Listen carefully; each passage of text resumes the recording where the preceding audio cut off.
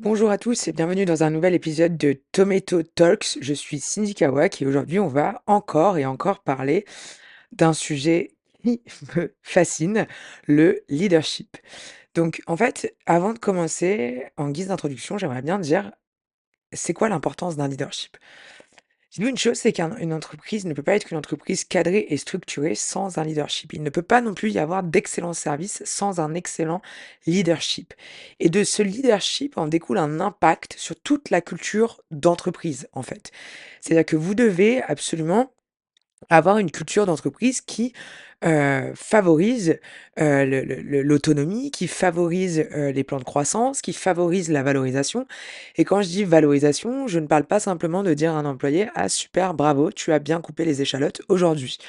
Donc non et c'est vraiment quelque chose de bien plus profond que ça et ça demande donc un petit peu de profondeur et de temps dans la mise en pratique et dans, voilà, le fait d'y arriver en fait ou non à le faire.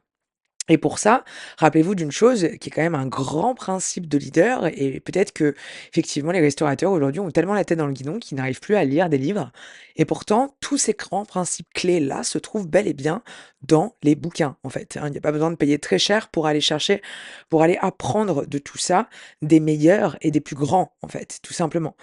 Donc, déjà, il faut savoir aussi un petit peu faire la différence entre le management, un petit peu, j'ai eu un petit accent de Marseille là, hein, entre le management et le leadership.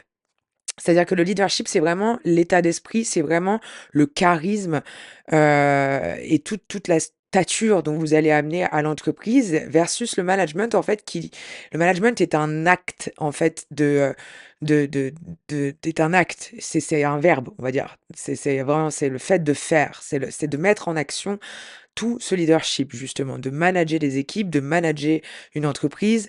Voilà, c'est l'art de faire les choses et d'amener, de prendre des décisions, d'être juste et cetera et cetera. OK? Caractéristiques d'un leader efficace, par exemple, ben, une équipe avec très peu de rotation en personnel, une équipe, engagée et engageante, une équipe, qui va se donner à fond, dans la vision de l'entreprise, en fait. C'est-à-dire que, pour attirer, garder et fabriquer les meilleurs talents, il faut vraiment mettre l'accent sur la mission, les valeurs, et les opportunités que vous proposez à l'entreprise. Parce qu'il faut vendre à l'équipe quelque chose de plus grand que soi, sans attendre que, bah, les gens répondent à nos exigences comme ça, parce que ce serait normal de le faire. C'est fini ce temps-là. C'est fini le temps où, il fallait juste trouver un travail et on était content d'y aller. Aujourd'hui, on recherche du sens et contrairement à ce qu'on pense, l'argent est important bien sûr, il y a plein de moyens de mieux payer un employé, sans, et sans perdre de l'argent à côté puisque ne l'oublions pas qu'un mauvais employé est un coût pour l'entreprise, un bon employé est un investissement pour l'entreprise. Donc il y a plein de méthodes pour pouvoir, le faire le plus, proprement qu'il soit. Mais aujourd'hui, il n'y a pas non plus que l'argent, il y a aussi le sens. Aujourd'hui, il y a beaucoup de burn-out, de ceci, cela là, qui apparaissent sur le marché parce qu'on est en quête permanente de sens dans ce qu'on fait. On a envie de grandir, on a envie de se faire respecter. Même les jeunes d'aujourd'hui, ils ont un alors bon, il y a des fois, il faut un peu rééquilibrer les niveaux dans le sens où ils peuvent, eux, manquer de respect. Enfin, ils ont un peu on va dire un comportement, easy going, facile de répondre à son super à ses supérieurs comme ça. Voilà, la réponse facile à leurs supérieurs. Mais en tout cas, ils ont aussi, je pense, un bon ressenti de ce que peut être la justesse de par une intelligence émotionnelle et uniquement basée sur une intelligence émotionnelle, en fait. C'est-à-dire que s'ils se sentent bien, ils vont bien réagir. S'ils ne se sentent pas bien, ils vont mal réagir. À part, bien évidemment, quelques cas exceptionnels. Encore une fois, on ne peut pas, il y a des gens, voilà, il faut juste ne pas les recruter, c'est tout. Mais en tout cas, voilà, il y a plein de choses aujourd'hui qu'on peut mettre en place pour vraiment réussir heu, à bien faire les choses et à recruter une équipe et à faire en sorte que l'équipe travaille ensemble, en tout cas, pour la même vision que l'entreprise et que l'entrepreneur, OK? Et ça, ça va influer énormément sur tous les résultats de votre entreprise, mais vraiment. Vous avez pas idée de à quel point, Il y a encore une personne qui m'a envoyé un message il y a pas longtemps pour me dire, elle a répondu à une de mes stories et elle me où je parlais de déléguer et cetera pour pouvoir gagner du temps et le temps, c'est précieux dans la vie, n'est-ce pas? C'est un peu le saint graal pour tous les restaurateurs que d'avoir du temps et de l'argent, n'est-ce pas? Donc et la personne m'a dit: «Oui, mais déléguer, ça coûte de l'argent». Mais pas du tout, c'est la chose la c'est totalement faux, là. Si vous pensez que déléguer, ça coûte de l'argent, vous êtes à côté de vos pompes. Je tiens à vous le dire. Parce que vraiment, déléguer, c'est le plus gros, la délégation, c'est le plus gros levier de temps, d'argent et de performance. C'est juste qu'il faut savoir le comprendre et prendre chaque problème à l'envers. Et en fait, la majorité du temps, les restaurateurs prennent les problèmes euh, peut-être trop à l'endroit. C'est-à-dire qu'ils attendent d'avoir ça pour faire ça ou de faire ci pour avoir ça. Et en fait, c'est tout l'inverse. Dites-vous une chose, c'est que quand on élève des standards dans la vie, quand on veut élever des standards, on ne passe pas de petits restaurateurs en galère ou de petits restaurateurs qui marchent plus ou moins bien à l'établissement phare et incontournable de votre ville ou patron d'un groupe ou de 50 franchises à l'international qui génèrent des centaines de millions d'euros par an sans passer par un changement de raisonnement, de questionnement et d'état d'esprit. Cela va de soi, en fait. Moi, le jour où j'ai compris ça, ça m'a permis de faire un bond de géant, en fait, dans tout ça. Et, heu, et voilà, et c'est des choses qu'il faut vraiment prendre la peine de comprendre avant toute chose.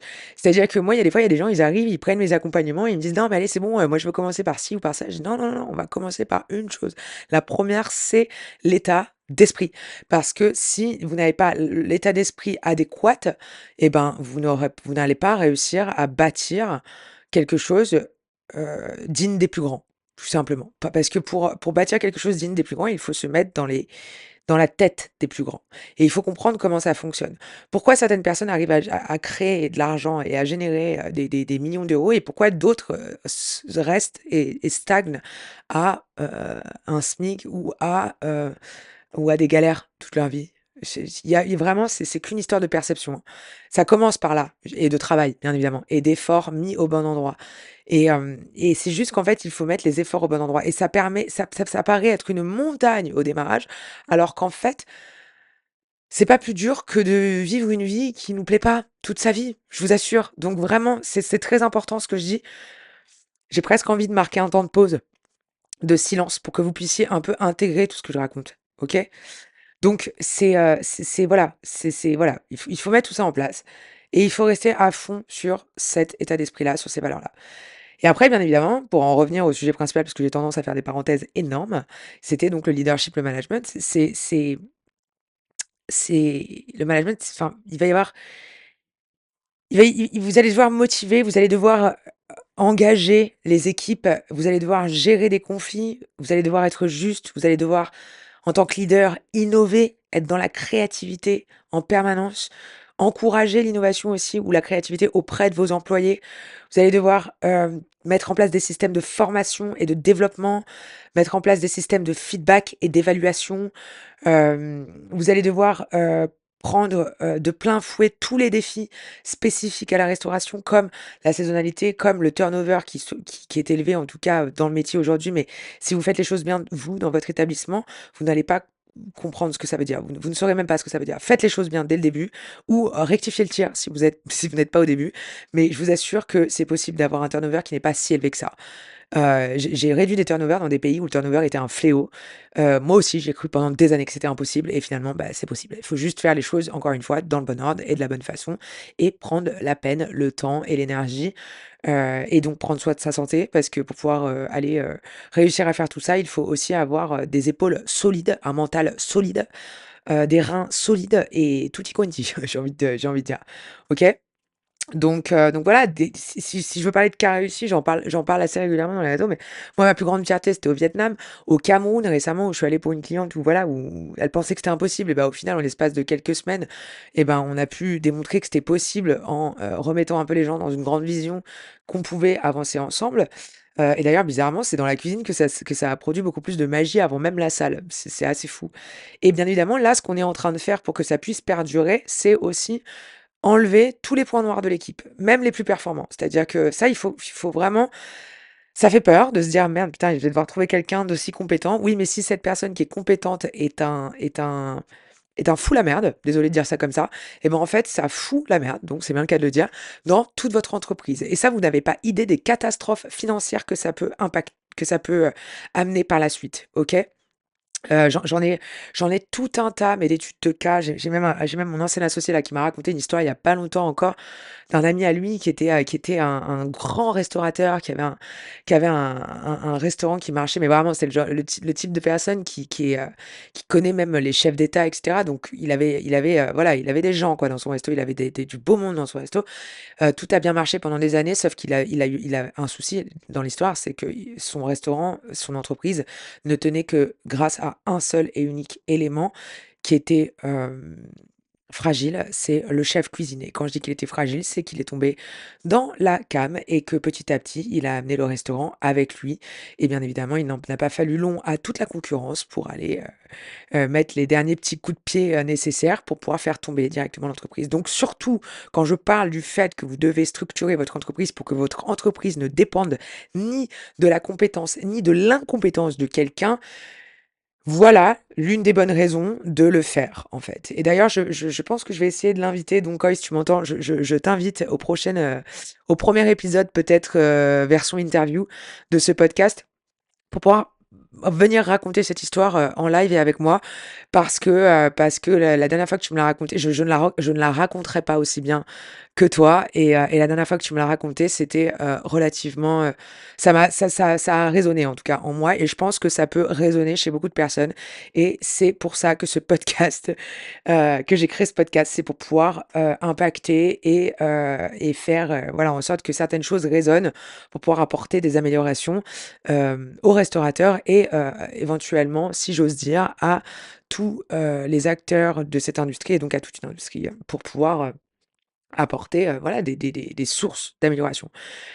Donc voilà, donc n'oubliez pas, si les points clés, c'est vraiment le leadership, c'est vraiment la culture d'entreprise, c'est vraiment d'apprendre à manager, d'aller s'inspirer des plus grands, d'avoir une vision claire. Enfin, tous ces grands principes, encore une fois, là, je vous les sors de manière déstructurée parce qu'on est sur un podcast, mais c'est des choses que nous voyons de façon structurée lors de nos accompagnements et c'est ce qui fait la différence et ce n'est même pas que j'en démords ou pas, c'est qu'il y a des preuves à l'appui donc je recommande à tout le monde en tant qu'investisseur, si vous êtes des investisseurs, mais surtout, surtout, allez chercher les bons leaders. Ne vous plantez pas sur les leaders parce que moi j'en vois des établissements où vous vous êtes mais lamentablement plantés sur les leaders que vous mettez sur le terrain et vous n'avez pas idée de la quantité d'argent phénoménale que vous perdez au jour le jour. Et si vous êtes vous-même des aspirants, des jeunes managers, des jeunes leaders ou que vous voulez l'être, que vous souhaitez l'être, eh ben je sais pas, envoyez-moi un mail. J'ai une page Notion que je tiens à jour qui a un peu le livre de mes livres et tout ce que vous pouvez en tirer et ben vous aurez je serai ravie de vous le partager. Voilà, il ne s'agit que de lecture, ça ne coûte rien et c'est enfin, en tout cas, pas grand-chose, et ça change des vies, ça change des vies. Donc voilà, je c'était Cindy Kawak, sans script, encore une fois, hem et vous étiez dans Tomato Talks et à bientôt dans le prochain épisode.